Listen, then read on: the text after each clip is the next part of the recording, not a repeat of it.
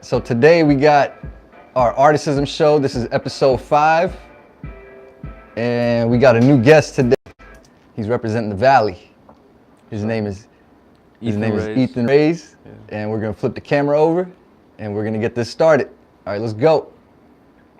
Hi, my name is Ethanrays. I'm 18, I'm an artist, engineer, etc. Promoter of love, and from the Valley, 818, representing Prime Century. You know, that's my peoples, and yeah. Cool, man. Thank you for coming here today, taking time out of your day and doing this interview, man. Anytime, man. I'm glad to be here. Cool. So you said you're from the Valley, so how old are you? I'm 18. You're 18? Yeah. Congratulations on being so young, man. Thank you, man. Appreciate it. Yeah. All right. So when did you first get started into being an artist?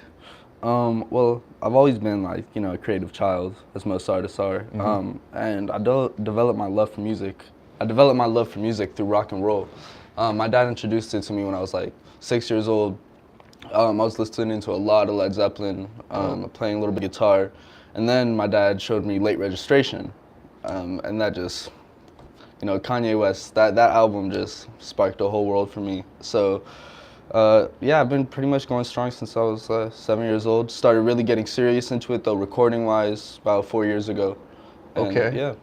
So 4 years ago, so when you were 14, so like you had 7 years of developing yourself. Exactly. Pretty much, huh? Yeah, I mean, I wasn't really thinking too much about it, I was really just vibing out. I wasn't trying to be a musician or anything. I didn't have goals. I was focusing, I was playing sports at that time too, so, but, yeah, I mean, I was definitely curating my core as a young child, and then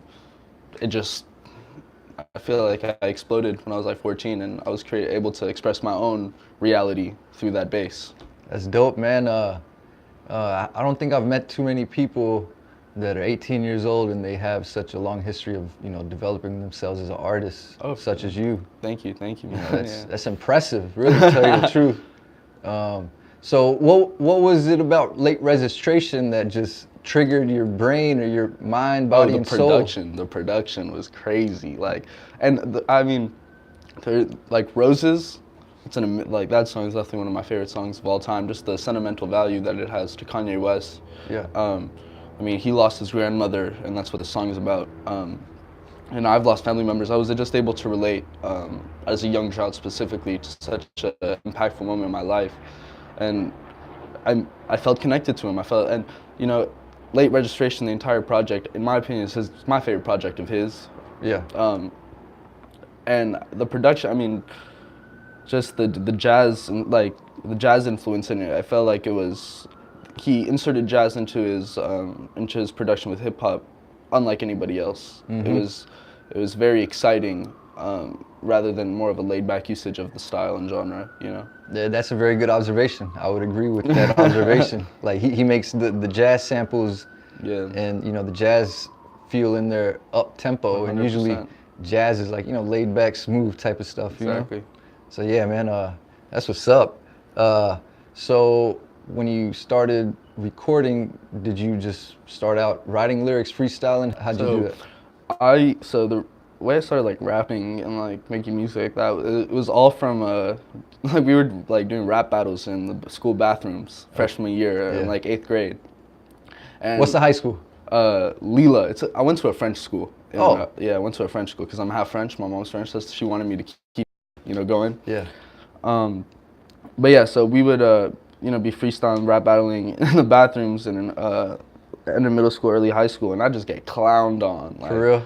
I used to be really chubby. They used to talk about stuffing me in U-Hauls. This shit was bad. Yeah. So and I didn't have a way to come back. I'd always loved rap music, but I never forced myself to get into it. I know all the lyrics to every Late Registration song. At that age, but it was really just getting hammered on. Just pause, but getting hated on that I had to come back. You know what I'm saying, and say some shit. Yeah. So, I remember the first thing I did. Was first rap anything. I was whack. I'm telling you right now, I was whack. Yeah. I was huge. I was in the Far Side, like big time around that time. Okay. So I didn't think they knew anything about it, and they didn't. You know what I'm saying? But Yeah. still, don't do this, kids at home. I wrote down the lyrics of "Passing Me By" and just replaced a couple words and then spit that whole thing. I was like, "What's up?" You know what I'm saying? Yeah. They thought it was whack. Oh, they didn't even react good to that? No, they don't like. You know what I'm saying? These kids didn't really like that. So yeah.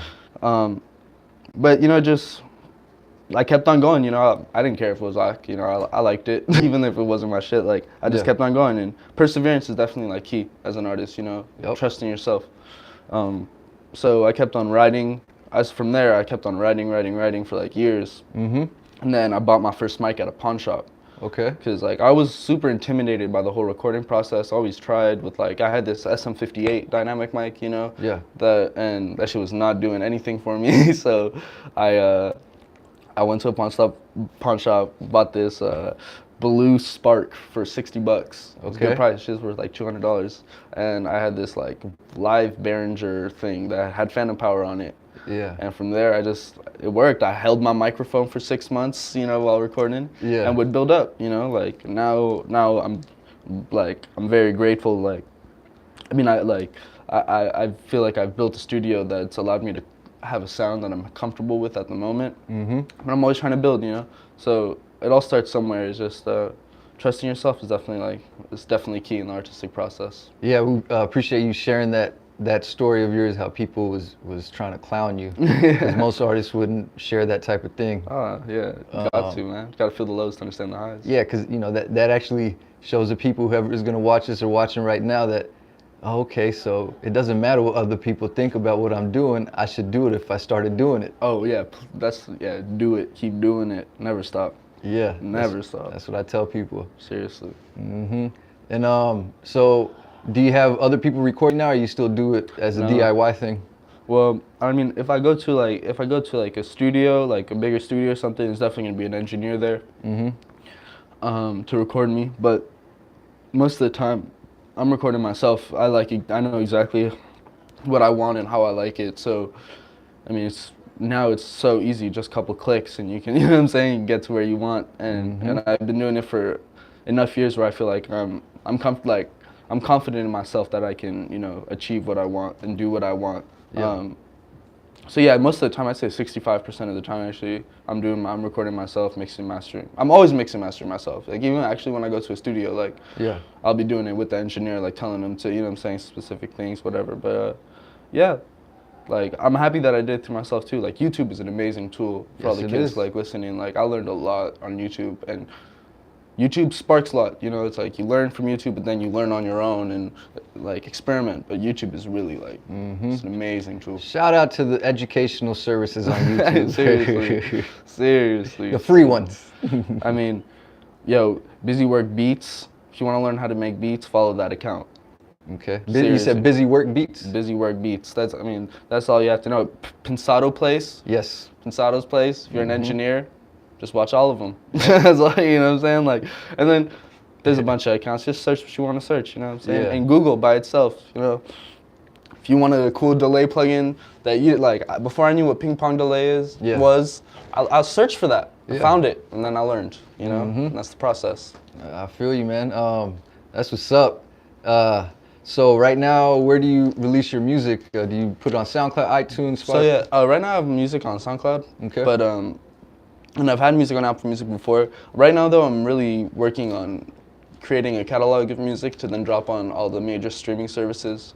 Because for like an artist's like first real drop on a streaming service is an actual thing, especially for a consumer and a fan base. So I'm trying to build my fan base and my sound on my SoundCloud to then move over to Apple Music and create that feeling. First of all, I might just, you know what I'm saying, put it on the streaming services if that's the way it'll work out. But the way it's in my head is I want to make a transition so that they can also see the direct growth in the sound. Because there's definitely going to be, I feel like, there's always growth in artists. And I'm only 18, so it's not music I'm going to be making when I'm 20. It's going to be way crazier than what I'm making now, you know. And oh, yeah.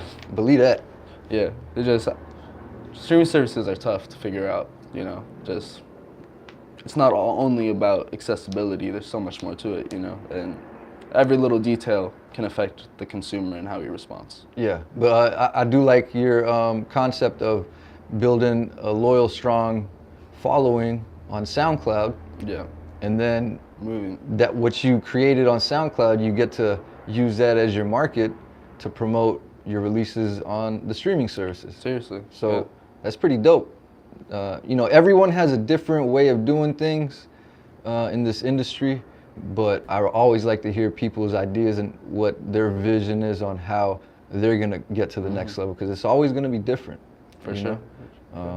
Some people like to release just on YouTube, and they don't even have their song available. They just shoot a dope ass video. Yeah, exactly. You know, so everyone has different ways of getting on, but you know, everybody pushes themselves to get on, and that's the most important part, to be creative on how you're gonna get your piece of the pie. Seriously. In this industry. Exactly. Yeah, man. All right, so it's been about 10 minutes, so I'm gonna give you a chance to ask me a question or two, so go ahead and shoot, bro. What genre of music started your love for it? Like, was it straight hip hop, or like what started your love for this stuff? To be in the recording, mixing, industry. mastering music industry? Yeah. Okay. I'll tell you. So, I'd say the genre of music that influenced me into getting into the industry would be hip hop for sure.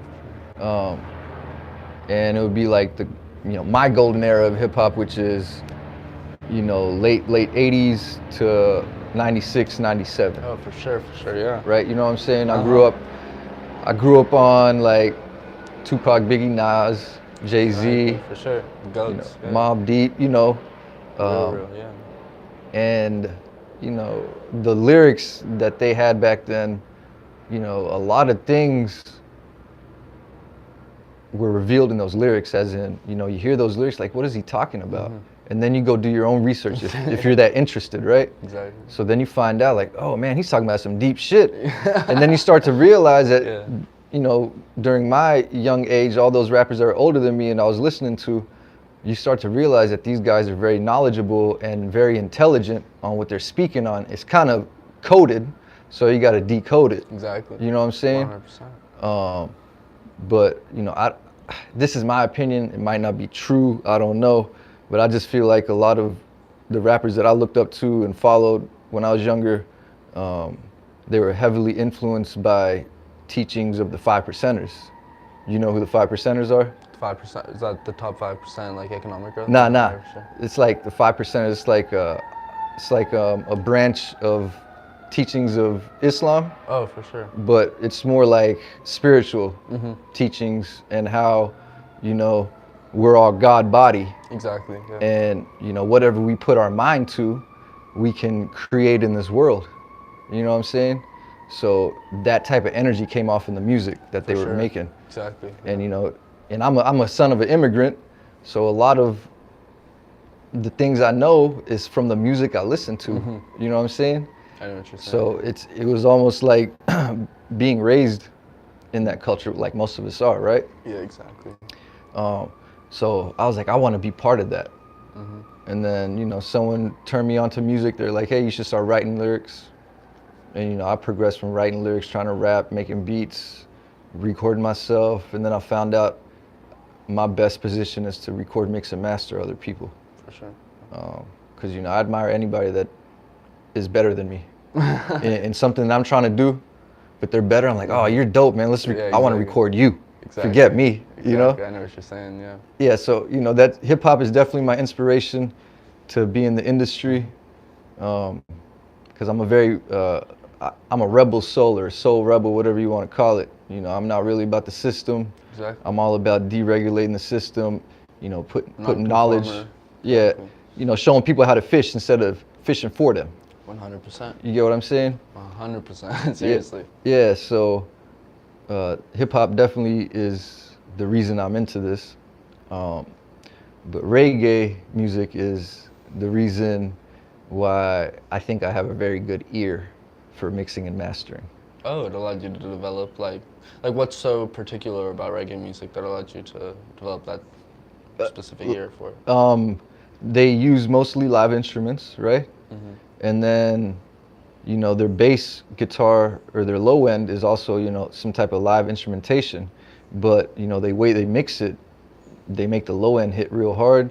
Mm-hmm. And, you know, because of hip hop, I gotta make sure the low end hits hard, right? So throughout the years, all the reggae music I've listened to has tuned my ears to a certain way. To when I mix, I'm looking for that pocket that I've been hearing in reggae. For sure. But I'm mixing hip hop music. Mm-hmm. So it's like I got a whole different technique, as in mixing. I make like a wall of sound. Oh, for sure. Yeah. So yeah. instead of trying to clean it up too much and make it sound all pristine and crystally, I mean, the high end is still nice and crispy, but you know, if you keep it at a low level, you can still hear all the instruments from the low end to the high end to the mids, the vocals, all that stuff. And then if you turn it up, you feel the whole wall of sound that I created. For sure. And, you know, I'm able to do that with anyone's recordings, as in, you know, if someone recorded in their bathroom on like a $100 mic and a $100 interface in whatever DAW, you know, all they do is bounce all the files out, and I get it, I listen to it, and, you know, I listen to it quite a few times just to catch your vibe. And then, you know, I do my thing on it. Exactly. And push, yeah, the sauce, exactly. Yeah, man. Any more questions you want to ask me? Shit. What are you listening to right now? Shit, right now, man, I listen to my Pandora. For sure. Yeah, and, you know, I like randomness in my music, as in I don't like to pull out a CD and play the CD anymore. Mm-hmm. I just like randomness. Exactly. So sometimes I might be listening to my Led Zeppelin Pandora. Mm-hmm. Sometimes I might be listening to Kaya, like a Bob Marley station I made. And if I still want to hear reggae but with some hip hop flavor in it, I might play my Kimani Marley station, because he's got that hip hop flavor. Exactly, a little groove to it. And then sometimes, man, I might not even listen to music for a couple of days, because I'm always mixing and stuff. So gotta give it a break for sure. Yeah, I let my ears breathe for a second. I can relate to that. You know, like, and also like leaving your music for a while. Like, if you make music and you feel frustrated or whatever, taking a break is always a good idea. You know, it could be 20 minutes, it could be 2 days, it could be a month or whatever. Just letting things breathe and then coming back to it, you'll find yourself coming back to the core energy that you put into that song or whatever, you know, that project, instead of that, whatever you built off of that core that might have frustrated you. Yeah. Okay. Yeah, that's what's up. But we're gonna get back to you, man.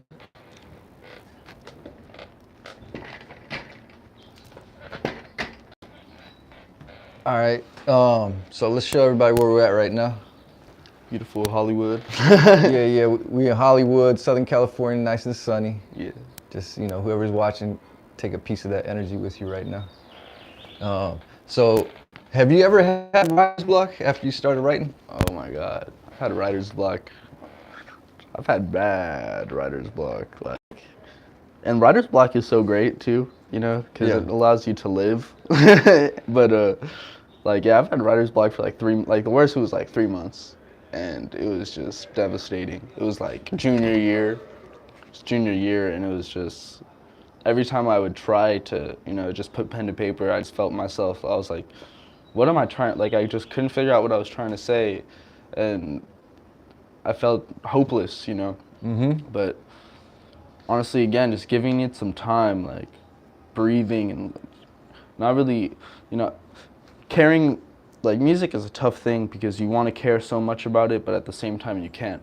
Because if you care too much, you're going to become paralyzed, you know, within yourself. And I think that, you know, writer's block's a bitch, but you're going to go through it, you know, persevere. Like, every day is a new day, and you should keep just moving forward and not thinking about any L or any pauses you had to deal with on the process. And if the song's not meant to be, meant to be, mm-hmm. It's not meant to be, you know. There's always going to be another song to write. Yeah. Always going to be another song to write. The vibe might not be there that day either. You could write that song in 3 years. That's happened to a lot of my friends. Oh, yeah. So, yeah, exactly, yeah. And also, okay, so you told us a part of how devastating it feels to have writer's block. Yeah. So how did you get out of that last writer's block you were in? The last writer's block, that the last amount of time that was a bad one because I was going through more than writer's block. I was going through full artistic, like I went through a period where I was really questioning myself as an artist. Yeah. And with what direction I was taking, and you know, I've gone through that multiple times, like in my short career so far, but it always comes back to the same thing, which is trusting yourself and being yourself. You know, being yourself and being individual is the most important thing. So getting out of it, I just dug deep. You know, it's like I'm me, and I know that, you know, I know where I want to be in life, and We're gonna have to stop right there, bro. It froze on me. Sorry. It's all good. Motherfuckers. This never happened. Man. Dude, look. It just froze on me. Why you do that?